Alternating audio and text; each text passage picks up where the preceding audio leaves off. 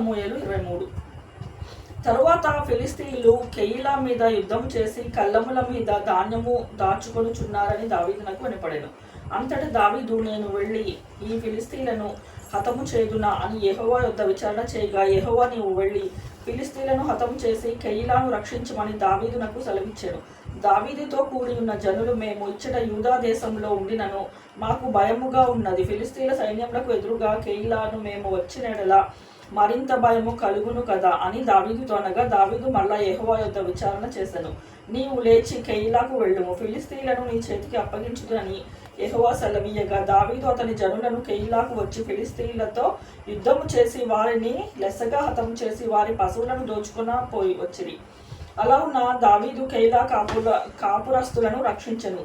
అహీమెలెకు కుమారుడైన అబ్యాతారు ఏఫోదు చేత పట్టుకొని పారిపోయి కెయిలాలో నున్న దావీదు నొద్దకు వచ్చెను. దావీదు కెయిలాకు వచ్చిన సంగతి సౌలు విని, దావీదు ద్వారమునను అడ్డుగడలను గల పట్టణంలో ప్రవేశించి అందులో మూయబడి ఉన్నాడు, దేవుడతని నా చేతులు అప్పగించెను అనుకొని కాబట్టి సౌలు కెయిలాకు పోయి దావీదునకు తన జనములను ముట్టడింపవలెనని జనులందరూ యుద్ధమునకు పిలువనంపించెను. సౌలు తనకు కీడే ఉద్దేశించుచున్నాడని దావీదు ఎరిగి యాజకుడైన అబ్యాతారు ఏఫోదునకు తమ్మనను. అప్పుడు దావీదు, ఇశ్రాయేలు దేవా యెహోవా, సౌలు కెయిలాకు వచ్చి నన్ను బట్టి పట్టణంలను పాడు చేయ ఉద్దేశించుచున్నాడని నీ దాసుడైన నాకు రూఢిగా తెలియబడి ఉన్నది. కెయిలాకు జనులు నన్ను అతని చేతికి అప్పగించుదురా? నీ దాసుడైన నాకు వినబడినట్లుగా సౌలు దిగి వచ్చునా? ఇశ్రాయేలు దేవా యెహోవా, దయచేసి నీ దాసుడునైన నాకు దాన్ని తెలియచేయమని ప్రార్థింపగా అతడు దిగి వచ్చునని యెహోవా సెలవిచ్చెను. కెయిలా జనులు నన్ను నా జనులు చేతికి అప్పగించుదురా అని దావీదు మరలా మనవి చేయగా, యెహోవా వారు నిన్ను అప్పగించుదురని సెలవిచ్చెను.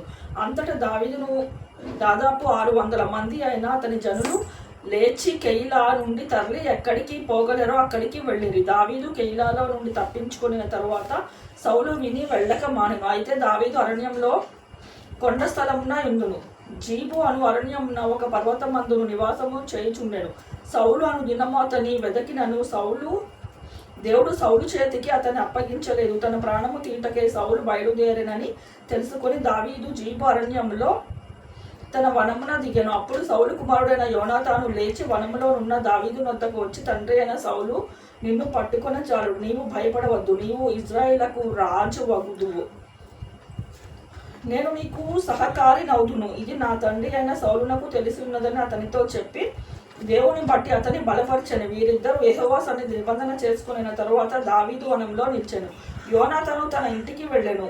జీఫీయులు బయలుదేరి గిబియాలోనున్న సౌలు నొద్దకు వచ్చి యెషీమోనుకు దక్షిణమున ఉన్న హకీలమాన్యము లోనికి అరణ్యమున కొండ స్థలమునందు మా మధ్య దావీదు దాగి ఉన్నాడే, రాజా మనోభిష్టమంతటి చొప్పున దిగిరమ్ము, రాజనైన నీ చేతికి అతనికి అప్పగించుట మా పని అని చెప్పగా, సౌలు వారితో ఇట్లను, మీరు నా యందు కనికర పడినందుకై మీకు యెహోవా ఆశీర్వాదము కలుగును కాక. మీరు పోయి అతడు ఉండు స్థలమున ఏదనియో అతనిని చూచిన వాడు ఎవడన్నది నిశ్చయంగా తెలుసుకొనుడి. అతడు బహుయుక్తిగా ప్రవర్తించుచున్నాడని నాకు వినపడెను.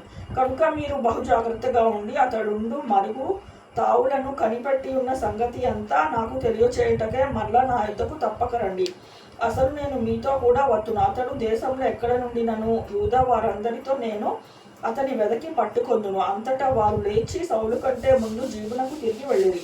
దావీదు అతని జనులను యెషీమోను దక్షిణమున్న వైపునున్న మైదానంలో మాయాను అరణ్యములో ఉండగా సౌలును అతని జనులను తన్ను వెదుకుటకై బయలుదేరిన మాట దావీదు విని కొండ శిఖరమున దిగి మాయను అరణ్యమందు నివాసము చేసెను. సౌలు అది విని మాయను అరణ్యములో దావీదును తరమబోయెను. అయితే సౌలు పర్వతము తట్టున దావీదును అతని జనులను పర్వతము తట్టునకు పోవుచుండగా దావీదు సౌలు దగ్గర నుండి తప్పించుకొని పోవలనని త్వరపడుచుండెను. సౌలు అతనికి జనులను దావీదు అతని జనులను పట్టుకొనవలెనని వారిని చుట్టుకొనిచుండిరి.